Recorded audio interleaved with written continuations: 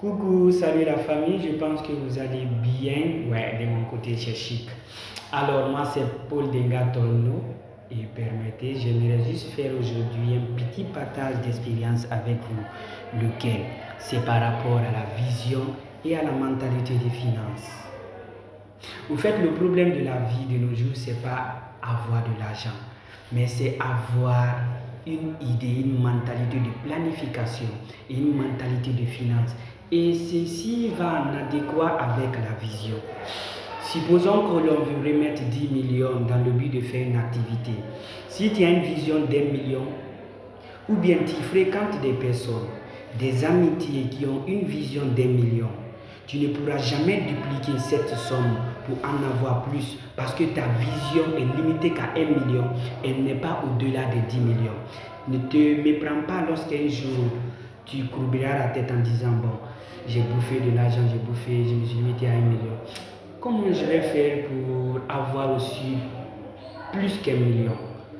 La question que tu t'es posée, c'est parce que ta vision n'est limitée qu'à 1 million. C'est dès lors en bouffant cette somme que lorsque tu arrives à 1 million, que tu te rendras compte quoi faire avec. Ta vision est limitée. Elle n'est pas au-delà des 10 millions. Mais lorsque ta vision est au-delà des 10 millions, parlons des 100 millions, des milliards, des billiards, voire même. Alors, si ta vision est au-delà des 10 millions, l'on te remet cette somme, tu seras dans l'inquiétude, tu te poses la question, comment multiplier, comment dupliquer cette somme dans le but d'en avoir plus. Ta vision est illimitée, elle n'est pas limitée. Parce que tu te dis quoi, pour avoir des milliards, c'est difficile. Mais l'on peut commencer avec 10 millions pour avoir des milliards. C'est pourquoi on dit souvent, on peut commencer de zéro pour être un héros. C'est pas parce que 0, on écrit le zéro, non, tu n'as rien, tu vas pas, tu peux avoir des milliards, non. C'est en ayant des petites sommes accompagnées d'une grande vision que tu peux avoir plus. Le fait de dupliquer ces 10 millions, le fait de te dire qu'est-ce que je vais investir avec ces 10 millions pour les multiplier, pour en avoir plus. Exemple, supposons que tu investisses dans l'agriculture. Pourquoi? Pour par exemple sortir de l'autosuffisance alimentaire en Guinée. Tu te rends compte que de nos jours, les Guinéens meurent de faim.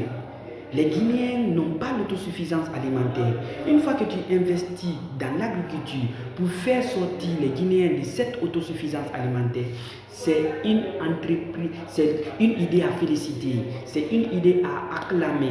Et là, c'est une vision, une grande vision. Mais lorsque tu as une vision de t'acheter une paire de 200 000, ton rêve, ta nuit, tu n'arrives pas à dormir, ton sommeil, c'est de s'acheter une paire de 200 000. On te remet 500 000. Tu pars au marché, tu cherches une marque, une paire de 200 000, tu cherches cette paire. Au retour, tu vois aussi une autre paire qui est plus jolie que cette paire. Tu as 300 000 en poche parce que 200 000, tu enlèves 200 000 dans 500 000, ça va te rester 300 000. Tu vois encore une autre paire, on te dit que c'est 200 000, alors tu t'achètes aussi cette paire, 200 000. C'est lorsque tu vas te retrouver avec 100 000 en poche, tu vas te demander, comment faire encore pour avoir un second 100 000 pour compléter à l'envie d'avoir 200 000 pour s'acheter encore une autre paire. Ta vision est limitée qu'au chercher. Ça te conduit où? Et surtout éviter de fréquenter des amis qui n'ont pas de rêve, qui n'ont pas de vision, qui ont des visions limitées. Supposons que tu as une somme de 10 millions. Tu as un ami qui vient te dire, bon bro, aujourd'hui j'aimerais si possible que l'on s'achète des thés, du sucre pour partager le plaisir et faire un peu le confort ensemble. S'il te plaît, débarrasse-toi de cet ami. Il ne va t'aider à rien. Mais si jamais tu as un ami qui, avec ses 10 millions, qui vient te proposer des projets A et B, plus ou moins, ça peut t'avancer, ça peut te conduire, ça peut t'élever, ça peut t'envoyer plus loin. Cet ami, essaie de le côtoyer. Parce que c'est un ami qui a une vision. Imaginons qu'il te parle de cette autosuffisance alimentaire. Tu n'y avais pas cette idée au prime abord. Mais avec ces idées, tu peux mieux avancer avec lui. Alors, essayez de trier vos amis et cherchez à avoir des vrais liens. Les amis, ce n'est pas seulement ceux qui vous appellent amis, mais c'est ceux qui sont là dans les moments les plus pénibles de votre vie. Abonnez-vous pour la suite. Je vous remercie. Bye.